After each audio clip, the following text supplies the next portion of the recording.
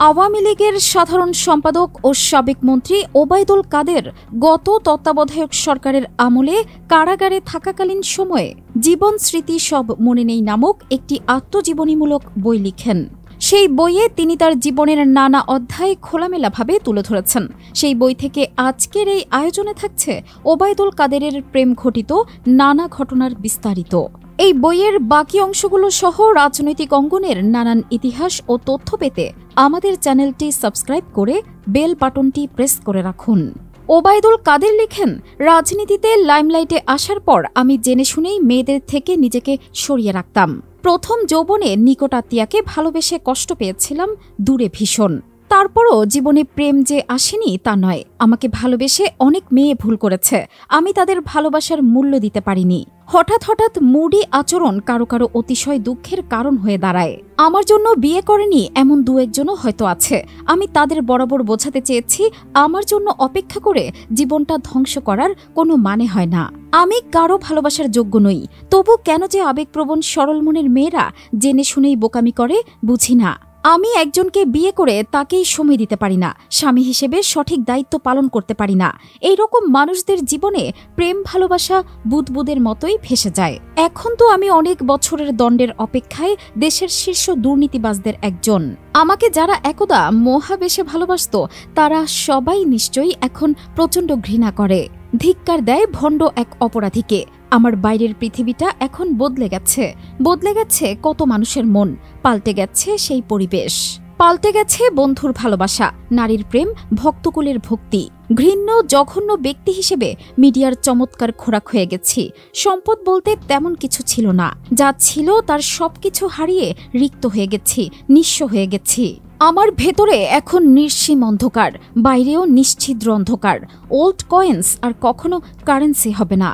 ভাবছি, দুর্নীতি না করেও যখন দুর্নীতিবাজ, তখন কেন সৎ থাকার চেষ্টা করলাম?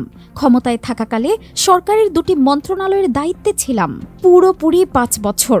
তখন তো প্রচুর সুযোগ ছিল টাকা বানানোর, সম্পদের পাহাড় গড়ার। দামি দাহি গাড়ি বাড়ির মালিক হতে পারতাম, ঢাকায় জমি দখল করতে পারতাম, নোয়াখালীতে চর দখল করতে পারতাম। কিছুই করতে পারলাম না। করেছি দেশের কাজ, করেছি এলাকার উন্নয়ন, করেছি রাজনীতি।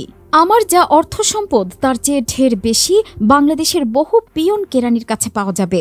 তারপরও কেন জানি না আমার মতো প্রায় নিঃস্ব মানুষকে দুর্নীতিবাজ বানানো হলো।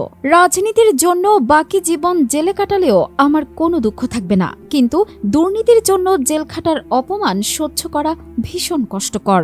আমার সৎ শিক্ষক পিতা কবরে শুয়েও মনে হয় ছটফট করছেন। জীবনের শেষ বেলায় আমার নিরীহ মা রোগ শয্যায় কষ্ট পাচ্ছেন। প্রচণ্ড যাতনার মধ্যে আছে আমার গোটা পরিবার। এদের চোখের পানির হিসেব কি কেউ নেবে?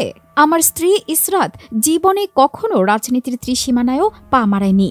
আমাকে বিয়ে করার অপরাধে সে আজ ঘর ছাড়া পলাতকা। এনবিআর হুট করে মামলা দিয়ে মাত্র 20 দিনের মধ্যে তাকে 8 বছরের দণ্ডও দিয়ে ফেলেন। 10 বছরের ট্যাক্স ফাঁকির অভিযোগ এনেছে, অথচ একবারও কোনো নোটিশ দেয়নি। এনবিআর কাউকে কাউকে অপ্রদর্শিত অর্থ পরিশোধের সুযোগ দিল, যেমন বেগম খালেদা জিয়া, যেমন সাইফুর রহমান। একই দেশে আইনের ক্ষেত্রে এই ডাবল স্ট্যান্ডার্ড কেন? আমি সাংবাদিক ছিলাম, মন্ত্রী ছিলাম, আমার স্ত্রী শিক্ষকতা করত, পরে আইনজীবী। পৈতৃক সম্পদ সহ আমাদের 1,10,00,000 টাকার মোট সম্পদ নিয়ে এনবিআর এর পর দুদকও মামলা করল। 63 লাখ টাকার সম্পদ নাকি আমার অবৈধ অর্জন, 15 লাখ টাকার হিসাব নাকি গোপন করেছি। এদিকে আবার জাতীয় ক্রীড়া পরিষদে এনএসসি সাবেক চেয়ারম্যান হিসেবে একই সঙ্গে 3টি ঘুষের মামলা ঠুকে দেওয়া হয় আমার বিরুদ্ধে। এর প্রমাণ পেলে 5 বছরে বিএনপি কি আমাকে খাতির করত? আসলে উদ্দেশ্য দুর্নীতির বিচার নয়, আসল উদ্দেশ্য হলো পরবর্তী নির্বাচনের জন্য আমাকে ডিসকোয়ালিফাই করা। সেজন্য আমার 14 লাখ টাকার ছোট্ট ফ্ল্যাট হয়ে গেল বিলাসবহুল বাড়ি, আর 10 লক্ষ টাকার কার হয়ে গেল লাক্সারি কার। আরেকটা নির্বাচন করা খায়েশ আমার এমনিতেই নেই। ক্ষমতার রাজনীতি নিয়ে কোনো রঙিন স্বপ্নও আমার নেই। আমার বিবেকের কাছে আমি নিরপরাধ। তবুও প্রতিদিনই বড় অশান্তির মধ্যে আছি, অস্থিরতার মধ্যে বুক ভরা জ্বালা নিয়ে অনিশ্চিত ভবিষ্যতের দিকে ছুটে চলেছি। আমি কাপুরুষের কাতারে নই, তবে মানুষ হিসেবে সমাজে সামান্য পরিমাণ সম্মান ছিল। আকস্মিক এক ঝড়ের তাণ্ডবে এটাও যদি হারিয়ে যায় তাহলে আর থাকে কি? রাজনীতি আমার জন্য লাভজনক প্রফেশন নয়। রাজনীতিকে আমি দেখি একটা নোবেল মিশন হিসেবে। মুক্তিযুদ্ধ থেকে এযাবৎ আমার কমিটমেন্ট কেবল বাংলাদেশ ও এদেশের জনগণ। মন্ত্রী ছিলাম, কখনো ক্ষমতার দাপট দেখাইনি, নিরলসভাবে কাজ করেছি। প্রধানমন্ত্রীকে জড়িয়ে যা রটে তার সবকিছু হয়তো স্রেফ গুঞ্জন নয়, সত্য আর কোনটা মিথ্যে বলা মুশকিল। যার একজন বিখ্যাত রাষ্ট্রনায়ক বা রাজনীতিকের একান্ত ব্যক্তিগত জীবন অতটা ম্যাটার করে না যতটা ম্যাটার করে তার কর্মময় জীবনের অথবা রাজনৈতিক জীবনের সফলতা ব্যর্থতা।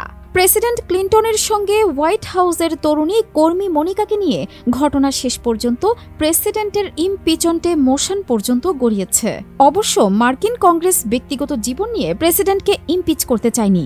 এমনকি প্রেসিডেন্টের ঘোরতর বিরোধী রিপাবলিকান পার্টির অনেক সদস্য ভোটাভুটিতে বিল ক্লিন্টনের পক্ষ নিয়েছিলেন বাংলাদেশ জেনারেল এরশাদের নারী প্রীতি নিয়ে। বেহায়াপনার কিছু ব্যাপার থাকলেও সেসব নিয়ে অহেতুক চরিত্র হননে যেতে চাই না। আর এত সব ঘটনার পরও এই দেশের ভোটের রাজনীতিতে এরশাদের বেশ কিছুটা প্রভাব যে আছে তার প্রমাণ 1/11-এর আগে এরশাদকে নিয়ে প্রধান দুই দলের টানাটানি। আমি নিজেও এরশাদকে নিয়ে জোরালো বক্তব্য রেখেছিলাম, যা শুনে আমার শুভাকাঙ্ক্ষী অনেকেই দুঃখ পেয়েছিলেন। শুভাকাঙ্ক্ষীরা আমার আরেকটা বক্তব্য মোটেই পছন্দ করেননি। বঙ্গভবনের অক্সিজেন বন্ধ করে দেয়া হবে এমন কথা আমার মুখে বেমানান বলে অনেকেই মন্তব্য করেন। আসলে বেফাস এমন কথা আমি নিজের ইচ্ছায় বলিনি। সেই মুহূর্তে কথাটা প্রচুর হাততালি পেলেও পরবর্তীকালে আমি আমার ভুল বুঝতে পেরেছিলাম। আবেগে বা উত্তেজনার বশে কোনো রাজনৈতিক নেতারই দায়িত্ব জ্ঞানহীন বক্তব্য দেয়া সমীচীন নয়। কারো মনে অনুভূতি সৃষ্টির মতো বিশেষ কোনো কোয়ালিটি আমার মধ্যে ছিল বলে আমার জানা নেই। পুরুষ হিসেবে নারী হৃদয়ে ঢেউ তোলার মতো বিশেষ কোনো সৌরভ আমার কখনো ছিল না, না দেখার, না ব্যক্তিত্বের, না টাকা পয়সার, না শিক্ষার। তারপরও আমার জীবনে প্রেম বা ভালোবাসা বলতে কিছু ছিল না সে কথা বলবো না, তবে প্রেমের ভুবনে আমি তেমন সফল পুরুষ নই। আমার সঙ্গে কারোর সম্পর্ক দীর্ঘস্থায়ী হয় না। বিশ্ববিদ্যালয় জীবনে এক তরুণীর সঙ্গে ভালোবাসার সম্পর্ক খুব গভীরে চলে যায়। অবশ্য এইটি সহ কোনো সম্পর্কই টেকেনি শেষ পর্যন্ত। ছাত্রলীগের সভাপতি থাকা অবস্থায় মন দেয়া নেয়ায় খুবই সতর্ক ছিলাম। অনেককে জড়িয়ে রসালো গল্প ছড়াতো। বাস্তবে একটা সম্পর্ক আমার এক বন্ধু পত্নীর দৌলতে বিয়ের পিড়িতে গড়ায়। সে সম্পর্ক 2 বছরের বেশি স্থায়ী হয়নি। তারপর 96-এর নির্বাচনের আগে আবার বিয়ে করি। ভাগ্যিস সম্পর্কটি এখনও টিকে আছে। ক্ষমতায় থাকাকালে ভালোবাসার ফুলের কোনো অভাব ছিল না। নিবেদনের লম্বা তালিকায় কারো নাম উল্লেখ করে অহেতুক কাউকে লজ্জা দিতে চাই না। ক্ষমতা থেকে বিদায় নেয়ার পরও অনেক মজার মজার ঘটনা ঘটে গেছে জীবনে। কবিগুরু রবীন্দ্রনাথ ঠাকুরের ভাষায় বলতে হয়, কেন এসব কথা, এর চেয়ে অনেক ভালো চুপ করে থাকা। হঠাৎ দেখার মতো কত ঘটনাই তো ঘটে যায় হঠাৎ হঠাৎ। আমি আবার খুব আবেগপ্রবণ মুডি মানুষ, তবে এ কথা নিশ্চিত করে বলতে পারি জীবনে কখনো নোংরামি বা নষ্টামি করিনি। সেডাকটিভ অফার দিয়ে কোনো মেয়ের সঙ্গে কখনো প্রতারণা করিনি। আমার প্রতি দুর্বল এমন অনেককেই আমি বলেছি, দেখো আমার ভালোবাসা চাঁদের আলোর মতো মায়াবী। এই ভালোবাসার সুগন্ধ ও মায়া দূর থেকে অনুভব করো, কাছে এলে প্রখর সূর্যতাপে ভালোবাসার ফুল শুকিয়ে যাবে।